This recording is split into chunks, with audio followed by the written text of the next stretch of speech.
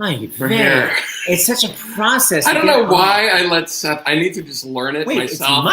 It is. It's like the slowest. Okay, this is me. I'm going to unmute. Are we unmuted? I literally just said I'm going to unmute. That is true. Thank you. Hey, wait, why am I wearing a blouse? I'm wearing something very nice, Seth. Out of respect for the Frasier cast, you're wearing a shirt. I thought it was a nice color, but I literally think I'm in a boat neck. Needs to be ironed. No, it was sort of that Barbara look, that Stella look in the 70s. Anybody? Oh my gosh. All right. Hey guys, I'm Seth Rudetsky James Wesley. This is Stars in the House. What is Stars in the House? It is now it started. One of the early press release said it was a mini show, which has now been changed because an hour-plus show is not a mini show. Anyway, we are a talk variety show to bring people hope and raise money and awareness for the Actors Fund. Correct, Mundo. Yeah, I'm trying to negotiate this weird, all these people. Okay, so yeah, we're every single day, 2 p.m., 8 p.m. Eastern. We started 2 weeks ago in like 2 days. Right. We do 2 shows a day. We did this afternoon. We did the Heidi Chronicles with the whole original cast, which was crazy amazing. Incredible. And just to remind people, so that was our first one for Plays in the House. And Plays in the House, we can't, it can't live online the way that these shows do. So it's 2 p.m. Eastern, Wednesday and Saturday. This Saturday is Charles Busch in his own play, The Tale of the Allergist's Wife. And it's going to be, well, I hate to use the word that he uses, amazing, but it is going to be amazing. We have raised so far, with everyone's generous help, $127,000 for the Actors Fund. And it's actually going to be... It's so unmomentous when you say it. $127,000 in 2 weeks. I'm excited about it. You've got to have energy. Excited too. Hit the back wall. Okay, go. The microphone is... Well, hit the box seats and the balcony. But it's going to be higher, and this is what I'm really excited about. And it was Joanna Gleason's idea when she sprung it on us with Bernadette Peters' staff from Into the Woods. Right here. And today, it sold for, now this I'll give you the excitement you want, $3,205. Yowza! For the Actors Fund. And Audra McDonald's baby, the one that she buried in ragtime,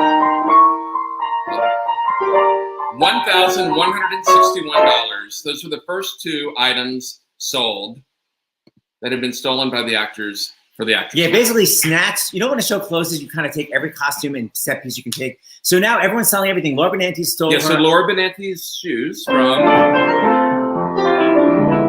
When she was 18 years old, she started on Broadway. She has the shoes with Sound of Music. 2 pair. And Betty Buckley's wig/mane, cats, and literally a set piece. I think those are the next ones that are about to expire. Right. And then like so much other stuff. So just go to starsinthehouse.com. What the hell else? Well, we have some, we were getting letters, Seth. I can't read them all because we want to get to Dr. LaPook and then we want to get to the Frasier cast. But it is really heartening, all the people that are watching it all over the world, because we really didn't know what to expect when we called Joe Benacasa and we talked to Brian Stokes Mitchell only a couple of weeks ago, and to see if it was okay if we did this. So this one just here, hello Seth and James. We are 2 Vancouver actors who have also lost contracts due to this world-shaking time. In honor of our Canadian friends, Len and Heather Carreau, we have donated $100 to the Actors Fund and another $100 to the Actors Fund of Canada. So we want to say thank you to them. Len Carreau. That's right. And if anyone wants a masterclass in acting, they need to go to the episode that Len Carreau was on, singing "Send in the Clowns" right to the camera. Wow, is it brilliant? Absolutely brilliant. Christian from Norway. I live in Norway and I love the show. Almost everyone in Norway is doing social distancing now, and will do so for a while.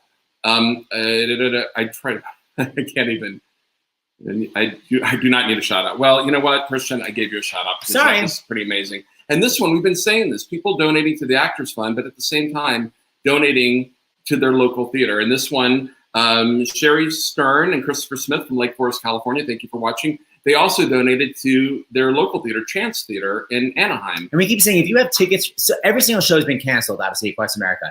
If you have tickets to that show, don't ask for a refund.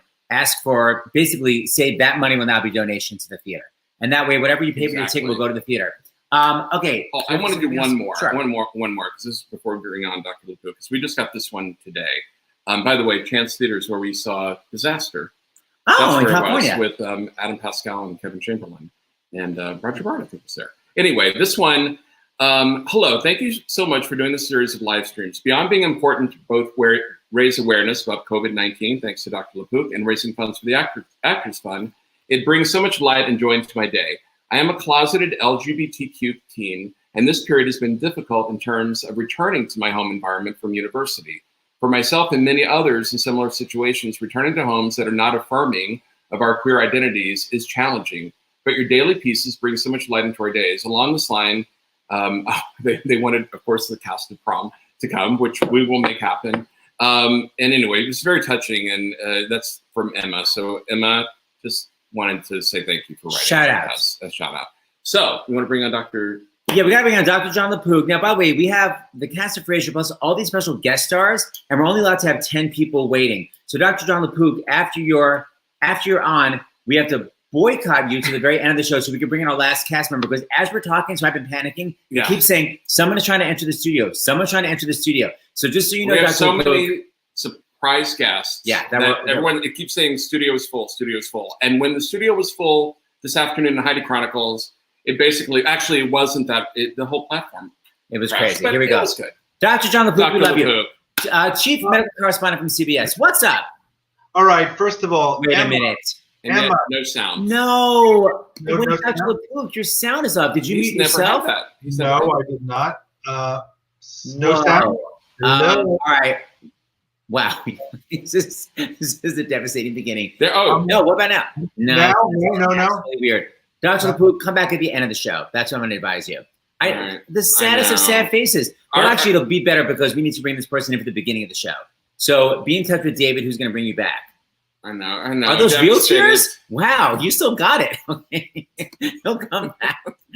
Kick from studio is what it says. It's a horrible. Sorry. Fake. Okay. Oh my gosh. So now we can finally begin our Frasier reunion. Yes. We have more TV reunions. We had This Is Us last night. We had Taxi. And we have more next week. Nothing but Emmy Award winners. 3. Yeah. Okay, are we all excited? I'm excited. All right. Let's go. Wait, Dr. Jon LaPook, hold on. He's going to try one more time. Does it work now? Okay, girl, it's got to cut. Out of the studio, we got to bring in our next guest. Leave her talent. Right. Oh my God. The chief medical correspondent from CBS News. Girl. But I'm literally like, I'm kicking for the studio, bringing our next guest. And I just see Dr. Jon LaPook. Can you start? Oh, look, your sister busted you. We were totally hearing the doctor. Here's the deal. Sometimes you guys can hear it, but we can't. So either way, Siri. All right, here we go. This is mom and pop and like old school, but we're still raising money. So stop busting me. Yeah, I know you can hear him. I see all the comments. Sister. Well, we can't hear him. All right, let's go. Okay. So whoever we're trying to get in the studio, come in the studio right now. That's okay. Right. Okay. Here's our little introduction. Let's go. Okay. Theme song. All right. David Hyde Pierce. Peri Gilpin. Hi. Oh, I'll get over here. We got here Jane Leeves. Yes. Hi, David. And Kelsey Grammer. What the heck? And here he is. No. Dan. Hi. Hey, Dan. How are you, buddy? Hey. Seth Rudetsky. Wait, I don't know what to do. How about that? Here. We're going to try one more computer. Why don't they catch up for a minute? And I'm going to bring. You guys catch up. We may have to literally watch them again. So you guys, they catch up. just so you know. David, in New York. So, Jane, are you back home? You were in Yes, I'm back home. I made it back home. Cool. Where's the computer? How's your mom? Good. Yeah, my brother's staying with her. Yeah. It's Right. Oh my God. I I can't was believe I'm see your mom in June, wasn't I? Hey, Dan. Haven't seen you in Yeah. full, so you got Look to at you guys. You look so beautiful. kick someone else out. Amazing. Hey, Dan. Oh, Hey, sweetie. Hey, Peri. Hi, Seth. that's David, Kelsey. Oh, How's everybody doing? Are you okay, David? Are you safe? Are you Yeah, Dan, are you in New York too? No, up in Vermont. Okay, hold on, guys. We have to kick someone off so we can start a new live stream. So just, Dan Butler, I'm going to bring you back in 2 minutes. Great. This has never happened before. The Okay. more Emmys, the more problems. Hold on, here we go. Too many people. yeah, sure. So now you try. Kelsey, how did you figure it out? It wasn't as hard as I thought, and I also have a full staff of tech support. For kids, right? Yeah, right. You know, it's funny. I don't spend any time on my phone anymore because my 3-year-old steals it. Yeah. That's basically his phone. So that's Born. that's a great That noise. thing. Great. So, Well, anyway. and Peri, you both were in Malibu then, right? I'm in Malibu. Jane is. We're in Westlake. Oh, I didn't know you'd made that move. Yeah, we did. How about that? It's nice up It is. It is. there. No, I like it. Yeah. It's easy. There's like if you need to go get something. Yeah, no, it's like living in America. It's something weird, like Hollywood. Today, I can go actually get things. Now I is think we can hear you now. okay. Yeah. Hey, everybody. Okay. is There, everybody- can you hear us? Now, did we actually kick Dan off? No. No, he's coming back though. I told him to get the help. Okay, wait, this Temporary. this off. Just saw someone walk behind you. Who was that, Peri? Was that Christian? Stella. Stella. Hi, Stella. Hi, Stella. Hi. I told him not to do that. That's so cute. It's fine. I don't mind. I don't think. Do you? Your minds. Yay! Okay, hold on. Who the hell is that? Well, we can start it and Dan. More fun than I've had in a long time. Yeah. I feel bad for America. Oh, there's Christian. Oh my God. I get no respect. Okay, here I go. Sorry. Okay. I'm gonna ask you to text somebody. Now you've started something. Kelsey Grammer, That's true. Yeah. can you? I want to go back before No, Fraser. no. She's busy.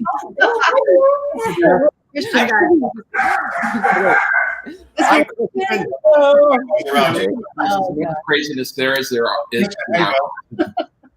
Okay, Kelsey Grammer, just before Frasier, in terms of Cheers, how did you get Cheers in the first place? I was doing Sunday in the Park with George with Mandy Patinkin. Hold on. Okay. Very good. You're encyclopedic. Apparently Mandy had lunch with Gretchen Rennell, who was the casting director back then at the Gulf and Western building, which is now the Trump Hotel, I guess. But anyway, she said that she was looking for, sort of leading men who are funny. And Mandy said, Kelsey Grammer's funny. That's basically how it happened. And then There was no going to studio, going to network, all that long process thing? well, there was a bit of a process. There was I had to read for it.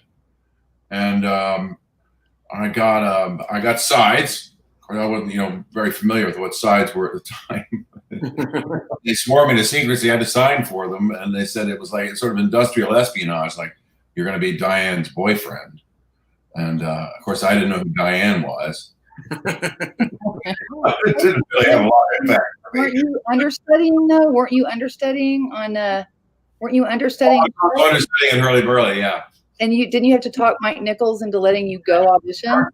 Sunday Park with George, and then I was understudying Bill Hurt and Christopher Walken in Hurly Burly. Mm. And when they finally made the offer, which was about a month later, Mike Nichols would not let me out.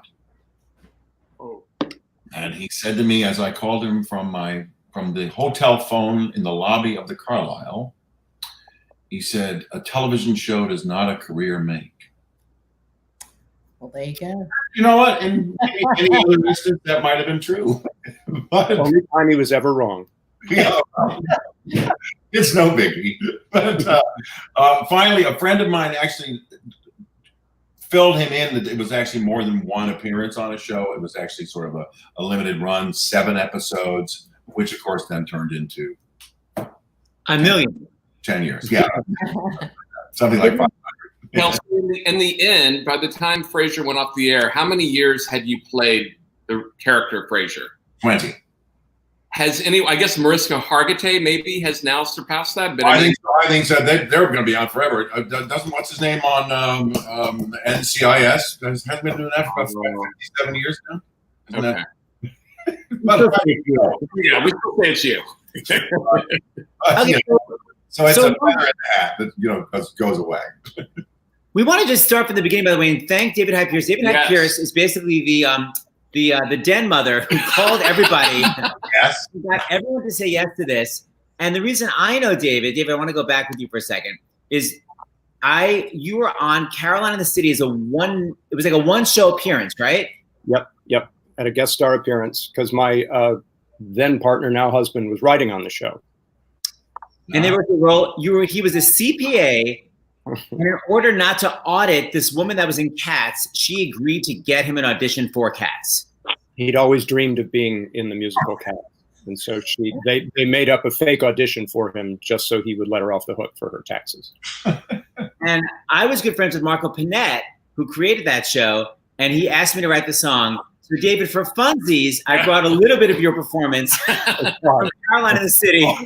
This is David's musical theater debut as a CPA auditioning for Cats. I help you with deductions. I know all the latest tricks. But in my mind, I'm doing sassy high kicks. Me out.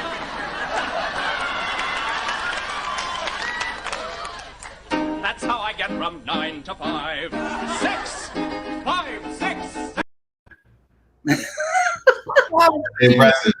It's amazing that I ever worked again. Or that you did. Hold on, there's more. I don't need a tax shelter. I'm a Broadway belter. I don't want your pity.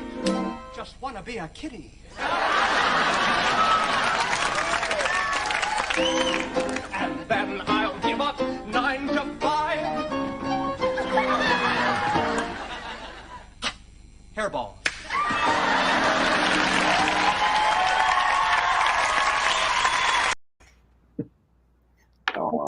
Excellent. Young. Amazing. Yeah, that was so upsetting. Thank you. I would say it was a brilliant performance. Okay, so I'm going to go back to Kelsey for a second. I'm going to bring you on. So Kelsey, you're playing this role on Cheers, and they said, let's do a sequel to Cheers, like The Ropers from Three's Company, where you like, forget it, there was always bomb. Like, what was your thoughts about it? My original thought was that Frasier should die with Cheers, and that we should do something else. And I listened to a very wise man named John Pike at the time. We wrote a script. We wrote a script that was funny, I thought. The guys at Grub Street, thought it was funny too. And John Pike took me to dinner and he said, I read the script. I think a sitcom should be funny. Okay. And he said, I want you to play Frasier. Wow. So that's how it all happened. And then, Yeah, I guess you're right. and then Jane Leeves, did you have to audition with a bunch of people? Was it just offered to you? How'd you get the gig? No, David got it right off. Jane, I auditioned with Jane. Peri was a sort of a replacement, a sort of an 11th hour replacement, because we knew Peri had done a Cheers episode. Well, like the year before, right, Peri? Almost a few weeks before, right? Oh, yeah. So, yeah. And we just thought, you know what? She's an actress. She knows what she's doing. We'll be able to get her, she's going to be able to pull off this part, because the girl that was playing it was having real trouble with it. And we thought, well, it's kind of quirky and fun. Maybe this is going to really work out. And it just never did. And so things went fine for her on Friends. So it's okay. We all know who the girl was.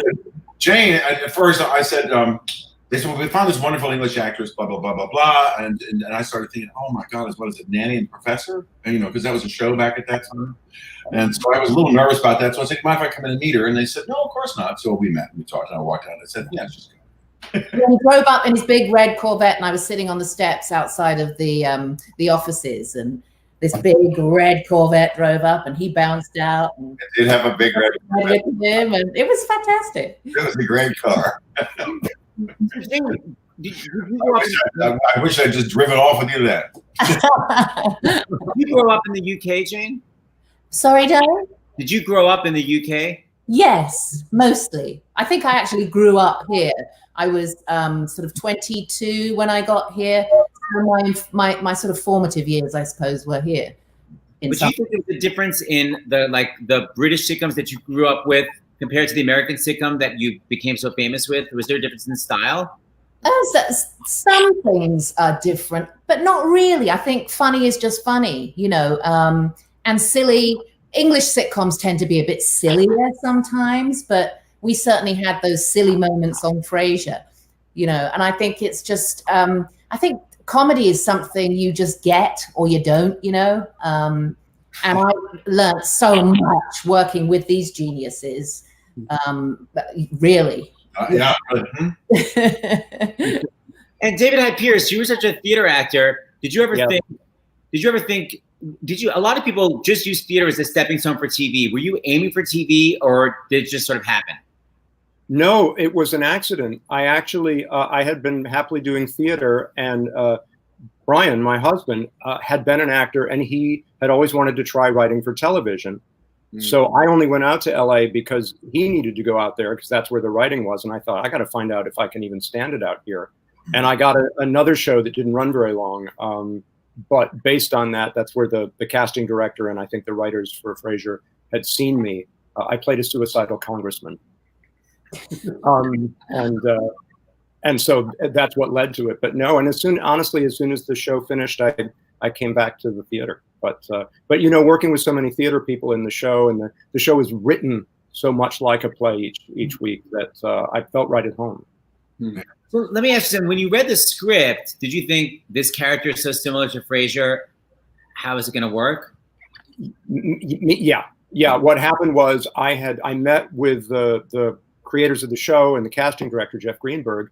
And then I went home and called my agent, and I said, I thought it went well. And she said, well, it did go well because they offered you the part. Wow. But I hadn't read a script. And then when they sent me the script, I thought, well, this is terrible. Because reading Frasier and Niles, I thought they'd written two of the same character. What a stupid thing to do, which was one of the first of my many great insights about the show. It seemed to work out. And by the way, I want to say, because Brian is a writer and was at this, while we were doing Frasier, he was writing on other shows. And so often a script would come in and we'd read it for the first time and there would be no laughs because the writers didn't write jokes. They wrote to the characters. And then we'd go in and have the table read, and we'd all sit around and read the script, and I'd go home afterwards and Brian would say, how did it go? And I'd say, oh, it went really well. They said, we don't have to rehearse today. And he would like throw things around the room because it was like, it's such hard work for writers, but we were so blessed. Yeah. And Peri, just thinking back on how long, probably 10 years, do you have any like amazing line that you completely were obsessed with saying? Oh my God, so many. My favorite line from Frasier is not, you have the right idea. My favorite line from Frasier is not mine. It was the he said, look out, he's got a nug. Yeah, that was a great one. Yeah. I still say it. That's my fault. But my favorite line, I can't even remember. But thank you for asking. I'll remember it by the end. David or Kelsey, do you have a moment that you remember Peri saying something and thinking it was brilliant? No. Peri was always just great. I mean, they wrote some great stuff for her because the character was, you know, most of the laughs that came out of Roz's mouth were character laughs. You know, what her sex life was. Present. And when we end Edward Hibbert's character. That was great. We started talking about his wife. And Dan Butler and I were on the set with Edward and Kelsey, and we were all on the set, and he says, my wife, and we go, your wife? You know, and we go, I got to say, I think we thought when he said, what is it, Meg or Bev or something? Was it Meg? Deb. on maneuvers this weekend. I thought. Yeah. It was so silly and wonderful. One of my favorite lines, it wasn't even a line, it was just the way you said it, Kelsey, was I stepped in something that I can only imagine was an old burrito. I'm always saying that. I'm saying that in my life all the time. That's what happens. You know what I still do? Please say it. I can't. You need to. I say I'll get it all the time. I'll get it. Oh, Remember that? It never made it in the show, but we rehearsed it for a couple of days where we were playing a crossword. We were playing Scrabble. Yes. I insisted, or you insisted that the word Geb was a word, G-E-B. Yeah. No way, I'll get it. So I'll get it. it haunts me still. So I have one for all of us, which was, there was an episode, and actually this is one, Peri, where you were great, because it was one where Roz had an affair with a young man and was going to have a baby, and all the emotions of all that. But his parents were coming to the apartment, and she was going to meet them for the first time, and she was so nervous. And Frasier said to her, think of it this way, this is the genetic material of your child. You'll get a glimpse of what your child might be. And he opens the door, and there they are, and they each have the biggest noses that anyone has ever seen. They have prosthetic noses on. And so as the characters, but also as the actors, we were trying to not react to these giant noses. And at one point, they're sitting there, and we've all got it together, and Eddie the dog comes running in. And the wife says, oh, you have a dog. And John Mahoney says, yes, do you have a dog? And she says, yes, we have two giant schnauzers. And if you see the episode, we never got through it. Even in the one that they finally aired, they had to cut while we're all just like spewing mucus. Out of our They said, can you smell that? No, Frasier goes, smell that, or can they smell that? And John says, in Japan. They can smell it from Japan. John. I know. We have our bulldog is here. Hold on. Yes, come on. Well, Guys are hilarious. you have like the Ritz background. Wow. Where are you? Hello. So, by the way, if people talk at the same time, it keeps cutting everybody out. So what I keep saying is you have to act like a newscaster and just be like, and nod politely and then speak. So Dan Butler, how did you get the job? It was very strange because I think Jeff Greenberg saw me in Terrence McNally's wonderful play Lisbon Traviata, which I'm going, how did he bring me in for Bulldog from that?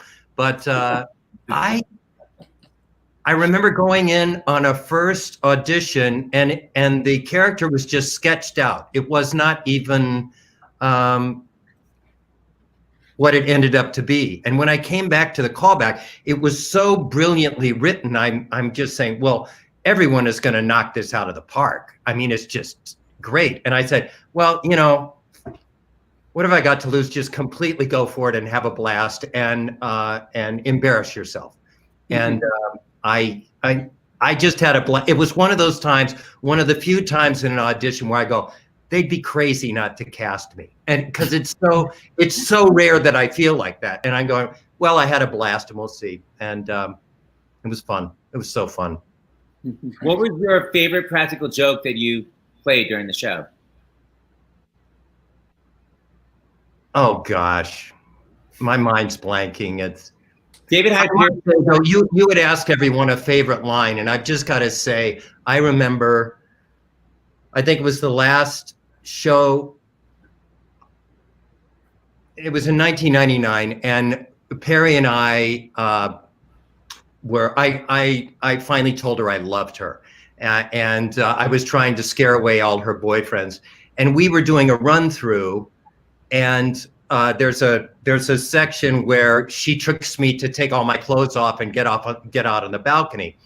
And standing there, David Angel, God bless him, came up with a joke at that moment, and which was, Roz, open up. It's freezing out here, as you can plainly see. And I thought it was so brilliant and classy and funny, and I go, it was just great. So That you remember. Okay, Yeah. so I'm gonna bring on 2 special guest stars. So I have to, we can only have 6 on at a time. So I have to extend 2 people. So Peri, I'm gonna bring you back. Don't go nowhere. And then Stan, I'm gonna bring you back. Don't go nowhere. And then I'm gonna bring on 2 special guest stars to say hello. Perhaps you remember your friend Tom. Hey! Oh, Tom, how are you? Very good. Hi, Seth and James. Hi, Tom. Hi, Kelsey, David. Great to see you, man. It's great to see you. I'm gonna bring on one more Broadway / TV pal. Our pal, Miss Harriet Harris. Hi. Oh, Harriet. Oh, God. Harriet, reposition that camera. I've never seen worse camera work. It's the first time in my life I couldn't find a camera. there you go. There you go.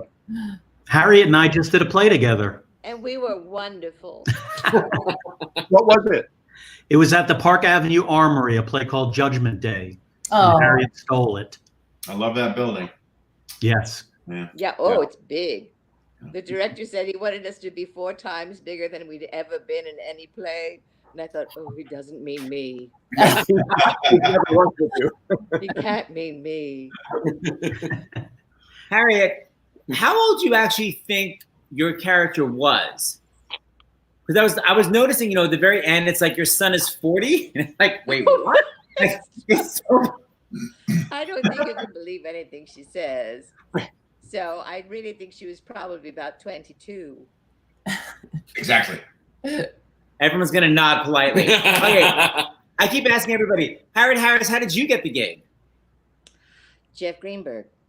Jeff Greenberg came to see a play that Paul Rudnick wrote called Jeffrey. A bunch of us had done it in New York, and we all went out to California, and it was very exciting. And we were having the time of our lives. And then some people started actually wanting us to audition, and we never thought that would happen. And Jeff brought me in, and it's a sort of a pre-screen. And then he said, I don't do this, but they're in a writer's session, but I'm taking you over to the writers right now. And he called and he said, and for God's sake, brush your hair.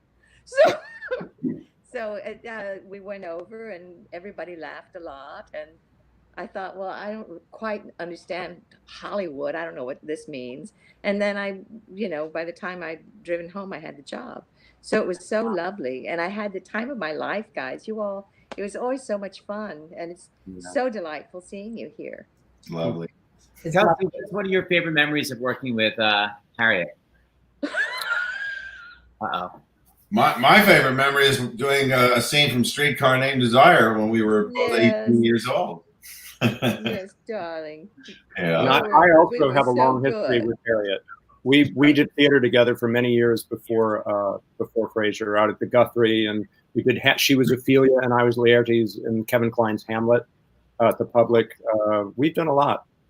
It was always an occasion when Harriet showed up, and when Tom showed up. Yeah, that is true. Yeah, you all made us feel like that too. Tom, it's so funny. The other day, I've got a little picture framed of that day when we walked by the blowhole on Maui. Oh. Yeah, I was just looking at it. My wife asked me, when was this taken? I said, that was when I was walking around with Tom. You met me, he played the Wizard of Oz. Yeah. Oh, that's great. Yeah. No, it's terrific. It just brought back a rush of wonderful memories. Wonderful, yeah. So, Tom, you're doing Wicked now all the time, right? Well, I haven't done it in a couple of years now, but they've been very good to me. I've done it on and off in London, New York, on tour. They've been very good to me. So, yes. And my FRASIER story is that I auditioned for Jeff for a 1 episode. Kenny was supposed to be there for 1 episode. His character got fired at the end of the show. It was a season finale. And I was like, well, that was a blast because, of course, the cast was so incredible. The writing, Kelsey, I remember after the table read, you reached out to me and you said, don't worry, they'll fix it. And I said, it's the best half hour I've ever read. Fix it. And the next day I came in and I had 3 scenes, but I still got fired. And I just thought, well, that was great. And at the beginning of the next season, they said, all the people that were fired are going to have a picnic. Right. And I went to New York and I was doing Chicago with Bebe. And then they called again and they said they want to now have you be the station master. And all of a sudden it turned into 6 years of work on, one of the best shows of all time. So it really it changed my life, and it's just amazing. When you got fired, was it the one where suddenly KACL was going to be an all Latin channel for a while or something? Yeah, originally the show ended with me getting fired, and then they rewrote it so that you stood up for me and got everybody fired. Right, exactly. That's exactly right. Oh, yes. Someone's writing in. Christine Baranski is talking Laura. My Lord. It's a random thing. Okay, Can I just say, though, that's Jeff Greenberg, who was our casting director. He cast all of New York Theater in that show. James Earl Jones was in it. Christine Baranski. I mean, I can't even name them. Everybody. Incredible. So hold on, I have a question, but this keeps moving. I have a question. Kelsey, everyone keeps talking about this so-called reboot. What the hell is going on with that? Well, it's just something we've been kicking around. Right now, this is it. How's it going? This is what we've been doing. It's not a sure thing. It's just, but we're hoping. Well, I'm loving the script. Harriet Harris, do you have any favorite amazing moment that you got to play? I was not on the show all that frequently, but I always had something tremendous to do. I got to do like one a season sometimes, and maybe some seasons I wasn't on, but it was always delightful. And she was I think there was just maybe enough of her to have her every once in a while. But it was, I got to stand on the ledge of a building. I got to ride donkeys. I got to come out of a hotel room with smoke all around me. I got to marry a dead man. It was all thrilling. Every time it was going to be something. And a lot of that was due to Joe Keenan. And all the writers were so wonderful, but he particularly, I think, delighted in the idea that Bebe could be as bad as anybody wanted to be. So, and everybody was always on board with that. But it was but truly the most favorite thing is just getting to be with everybody. Bebe was this wonderful excuse to get to be among all these people. And it was delightful the first time I saw Kelsey again after school to see each other and to be with David, having done a play with him. And I met Peri years ago, and it was always so much fun. I just thought it's a great group. So it was that green room. Oh my God. Yeah. Why? What was the green room? It was just like a backstage at a theater. We had a little green room. Instead of trailers, a lot of shows had trailers outside the studio. We had actual dressing rooms, a physical green room where you could sit around the table. And that's what we did. Yeah. We were never. If I could say, the regular cast was so welcoming to everyone who came in. Everyone was welcome at the green room. There were so many laughs. I still see John Mahoney sitting at his chair. And, John knew so much about music, so much about all types of music. And for the years I was on the show, John and I would discuss rap music. And everyone else would roll their eyes. But John loved all types of music. I was into rap at that point. So we'd be talking about Ludacris and Eminem. And I remember Jane walking in and rolling her eyes at us. Like, what are these guys talking about? Okay, we got to bring back Dr. Jon LaPook for our break. First of all, I love that you guys obviously love each other so much. It's so great to see this loving energy. Okay, so I'm going to say goodbye to Tom and Harriet. I love that you guys made your guest appearances. Thank you. Goodbye. Great to see you. So great to Lovely see to see you all. Thank you, Seth. Harriet, so great to see you as usual. Bye-bye. See you on my radio show, I'm sure. Okay, and then hold on, how do I do this? I go like that. Okay, so then Dr. Jon LaPook's going to call back in just a moment. But before he does, let me bring back one more fun little special guest star. Hold on, I got to bring back Peri, by the way. Peri's going to come back. Peri. Dr. Jon. My friend who I did a Broadway show with, the adorable Mr. Patrick Kerr. Hi. Hey, how you doing? Hi. Hi, you guys. Hello. Hi, Patrick. Hi, Peri. Hi, David. Hi, Jane. Hi, Kelsey. Hi, buddy. Yeah. So, Patrick, are you really obsessed with Star Trek? No. You were acting? No, I don't. No, I don't. Yeah, and people, people would assume that. I did an episode of Star Trek though. Which one? Voyager? The one with Janeway. Is that Voyager? I did an episode of that. And, was that before or after us? Oh, interesting. It was during, somewhere in the middle of it or something like that.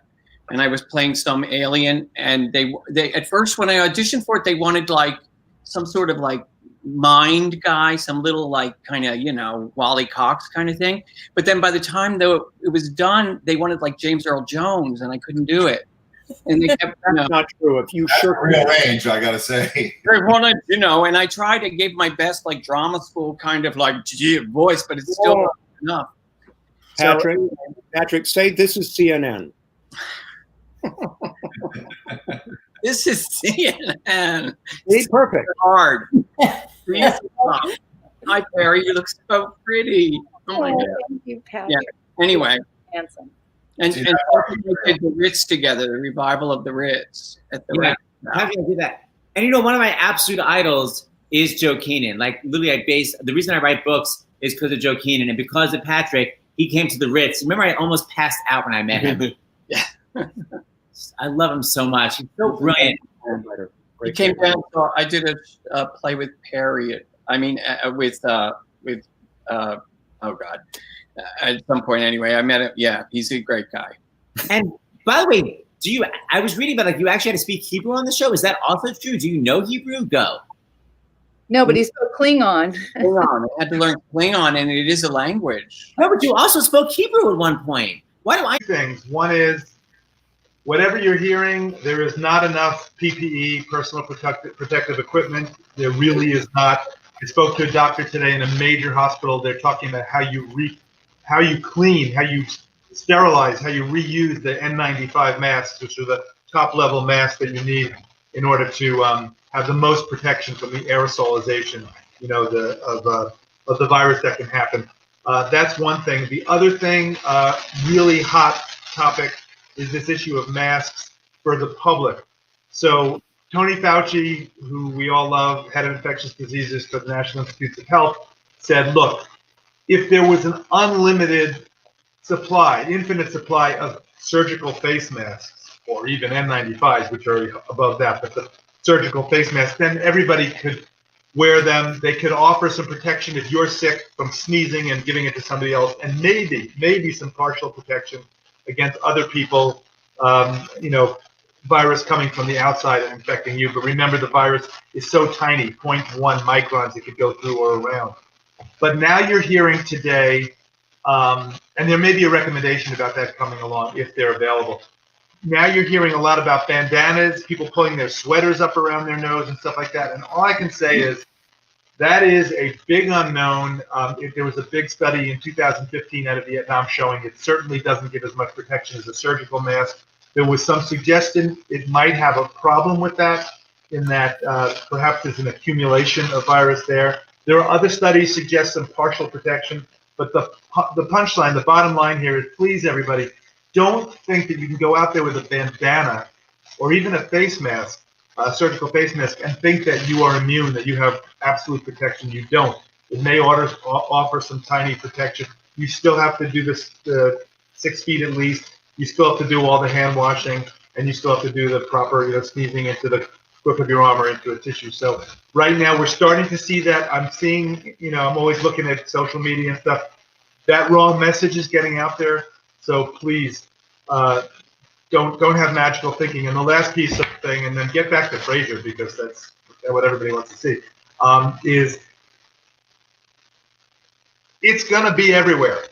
The thought that there are these protected parts of the country where it hasn't been yet, and so you don't have to have social, and I don't even like the term social distancing, physical distancing. We're socially together because of people like you and the arts that are bringing us together, and the orchestra in Rotterdam that is, and people hanging out their windows in Upper West Side of New York and clapping for first. Anyway, people are coming together, but don't think that you shouldn't do all these measures because it hasn't gotten to you yet. Guess what? The virus doesn't know that it's at the border of Montana. It's at the border of this small town, whatever. It's going to eventually, because of how much mixing we do, it's going to be everywhere. All right. Well, good news. I am here. Here's the last thing I'll say. You're hearing in the news about all the disasters, and of course that's what makes the news. The deaths and all that, and it's terrible, and we're overwhelmed in a lot of areas. But what you're not hearing about is all the people who recover, and I'm hearing about them because they're my patients. I've had about 30 patients, 25 or 30 patients, maybe more, who have had coronavirus, and every one of them has recovered so far. One of them took a couple of weeks, but so far, if you don't have an underlying health problem, I know a lot of people do, but if you don't, your odds are really, really good. So even if you do get it, there's a good chance you're going to recover. We need more help.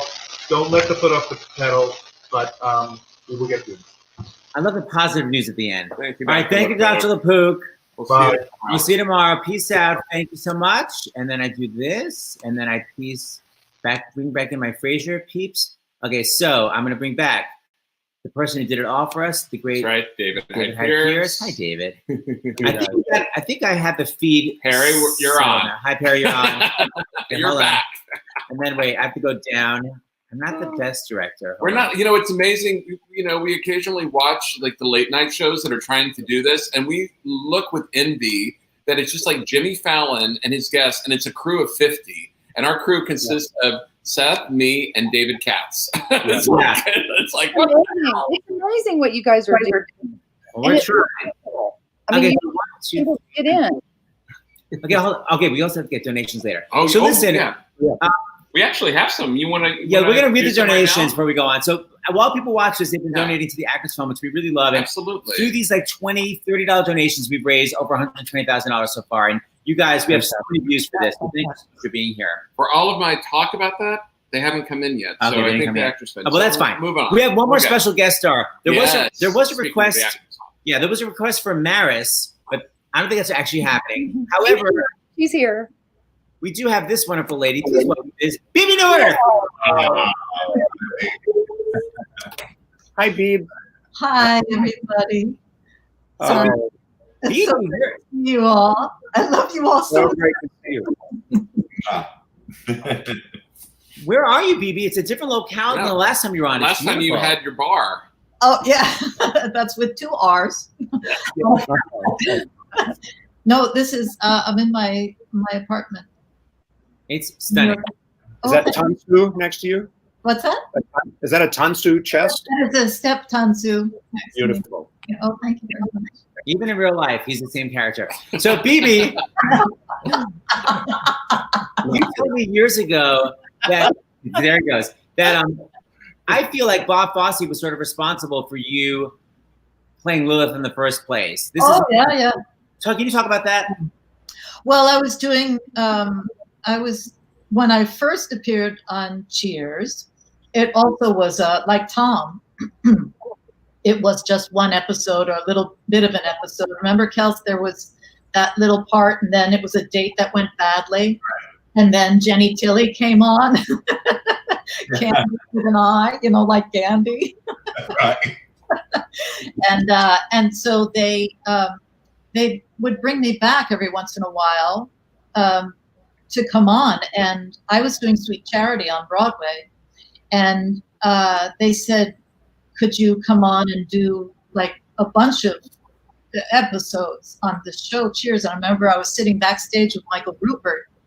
And he goes, what are you going to do when they ask you to be on that show? I said, they're not going to ask me to be on. I just go and I do it. He goes, no, they're going to ask you to be on the show. And so I didn't know what to do because like David and probably all of you, Jane, hi, Peri, like you guys, I never set out to be on television. And I just wanted to keep dancing on Broadway. And so I didn't know what to do when they offered it to me. So I asked a couple of people what they thought, and 2 people I got opinions from were Gwen Verdon and Bob Fosse. I said, I got offered this job. I don't know what to do. I mean, it's a great part. It's a great show and all that, but I just want to dance. And so they both, in a very thoughtful way advised me that I would be okay. If I did this television job, it would be all right, and I would go back to theater. In fact, Bob said, Bob told me I was like Jack Klugman. He said, you're a theater rat. You'll come back to the theater. It's good to get to ask Mike Nichols. You know what? Oh, this reminds me. There was a story there. I was at a one of those. I think it was the New Dramatist Guild had an event, and they were honoring Neil Simon, and I was sitting with Gwen, because I don't know, maybe it was around Damn Yankees time, and Neil was giving this amazing speech about how one of the actors from his play that he was doing was going to leave and to do some television, and Neil Simon said, so I said what I said to any of my actors when they leave a play. I said, good luck with your pilot. By the way, it's so wonderful. Look at this awesome comment we just got. So many amazing comments right here. This is so incredibly heartwarming. Didn't even realize how much I needed this until now. Emotional. Look at that. Realized with an S. So it's probably another person overseas, right? We need it too. I mean, I don't know about you guys, but I sure need it. This is just too much. Well, I was so looking forward to seeing everybody, just seeing everybody's faces. It's really definitely. Speaking of that, Bebe, it's like what question I'd like to ask everyone is like, what are all of you, David, Peri, Jane, Kelsey, what are you doing to stay healthy during all this, mentally, physically? Because it is a lot, like Bebe said. Yeah. Any rituals? Okay, David. Well, David just answered. Right behind you, Dave. Well, it's almost martini time for me, but I work out 2 hours a day, and then I look after the kids, and that's it. And then I'm going to have a martini. But is that different from 6 o'clock, whatever. It's usually 5 o'clock. Have you upped your workout since this began? Not really. For the last couple of years, I've been doing that. So wow. Yeah. I'm doing more back lately. And David, normally we see you on the Upper West Side, but we're upstate now. You're still on the Upper West? Still here, yeah. We have a yoga teacher who used to come by the apartment. We now do it online twice a week. I use the stair. We're on the top floor, so of a 16th floor building, so I do the staircase instead of the elevator. So do I. I do that too. I go up and down the stairs in my building a little bit. That was you? Wear a mask? Are you wearing masks when you're doing that? No, I actually wore a mask. Actually, it was interesting what Dr. LaPook was saying, because Brian and we had to go to the grocery store for the first time today in a while because we had a friend in need. And we had construction masks from, back in our construction days. Those things. But we went to the grocery store, and it was a grocery store that wasn't that populated, and it was good, but still, 6 feet apart. And also the New York Times, by the way, has a great article on going to the grocery store, and it talks about, in a non-coronavirus time, the germs on the handle of a shopping cart. Oh God! Yeah. So horrifying. So, I had no idea. But anyway, you go and you wipe it off and do all that stuff. It's very Niles, actually. It's fantastic. I'm like back home and wiping everything off. And, I married someone with OCD, and we've been wiping things for a while now. So, I do the same thing. I'm a little bit germ phobic, and I'm like an OCD. Like I count. So when people said, "Oh, you're going to wash your hands for 20 seconds," that's like, singing happy birthday twice. I'm like, no, it's like counting to 20.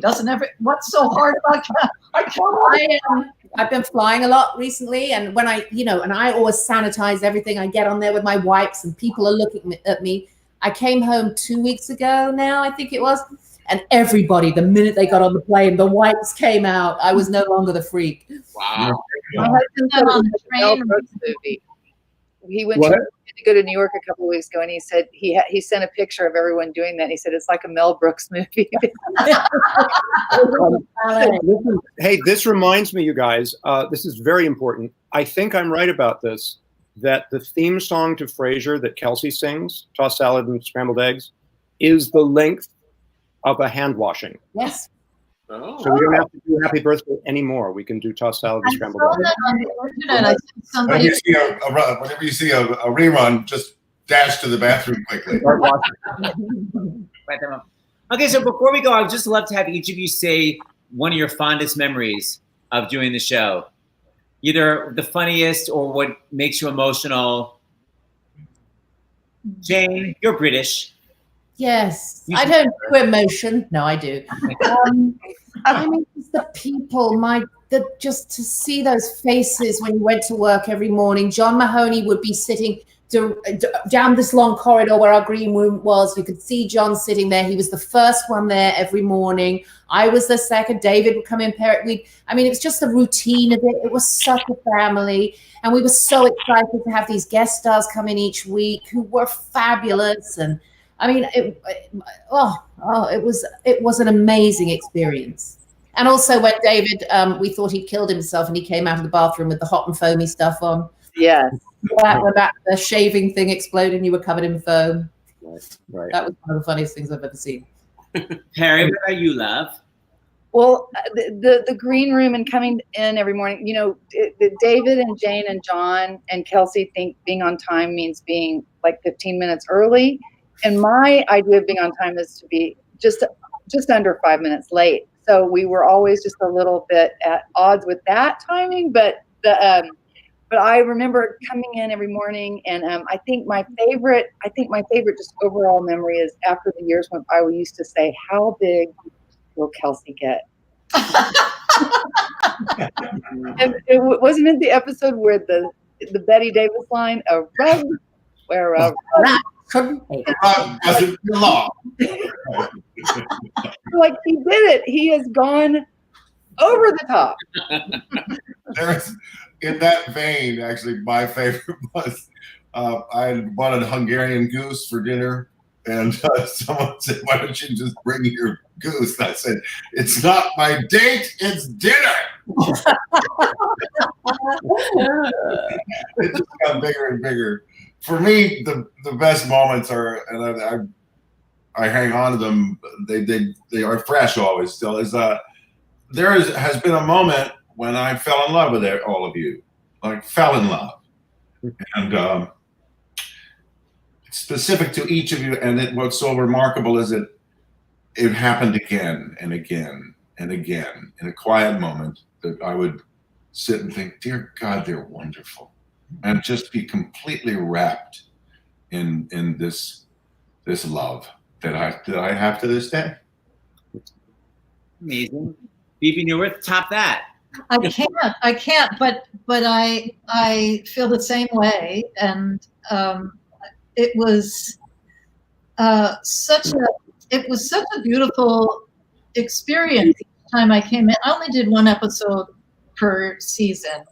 I had to miss one season, but I always felt in just everything hilarious, fun, warm, but I was also always very, very moved in some way at some point during some episode. Frequently, it was Kelsey. It was something that we did together where it was just really went to a very transcendent moment. It was just it was bigger than us. Yeah. It was really something. But it was just a very full, beautiful, wonderful job. And then if I can just say a hilarious thing was Thanksgiving. I'll never forget the Thanksgiving when David, you were the only one on stage. You looked for the turkey. You opened it. It wasn't there. You looked again, and then you looked up.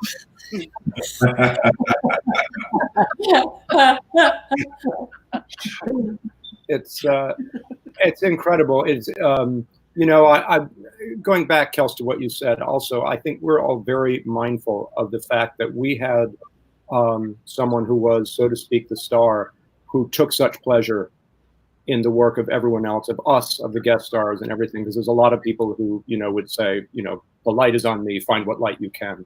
You so did that, and you didn't do that because you have such beautiful confidence in your gifts that you're not worried about having other talented people around you. You encourage that. And I think between that one thing and the incredible skill of our writers, that's why we went so long. That's why Beebs, that, you know, a simple scene between the two characters was never a simple scene. It always it's beautiful. depth and richness. And can I just show you one quick thing? Because I brought this because this is one of my favorite episodes. I don't even remember what episode it is, but I just want to show this. Our casting director did this. So let's see if you can see. Hold on, let me get this right so you can see it. So that is my dad, and in the middle is Jane's mom, and next to her is Peri's mom. And back there you can see John Mahoney and Kels. This is a scene at McGinty's bar, and all three of them happened to be there in the audience, and Jeff Greenberg brought them up and stuck them in as extras. And that just is an example of what much of a family the show was. Wow. Okay. So amazing. And I'm so excited a reboot is going to happen. I'm doing Oprah style, just saying it's going to happen. So thank you, everyone. Thank you, everyone, for donating. You go to starsinthehouse.com to donate. And I feel we could add another whole hour. So hopefully you guys will maybe be back in a couple of weeks. We'll have more stories from you all. Thank you, everybody. I'm going to bring on Dan to say goodbye. We're going to say goodbye. So I'm going to leave. I'm going to bring on. Bye, you guys. Bye, guys. Love you. Love you. Love you. Love you. Love you, Dan. Bye. My God. I can't. See you soon.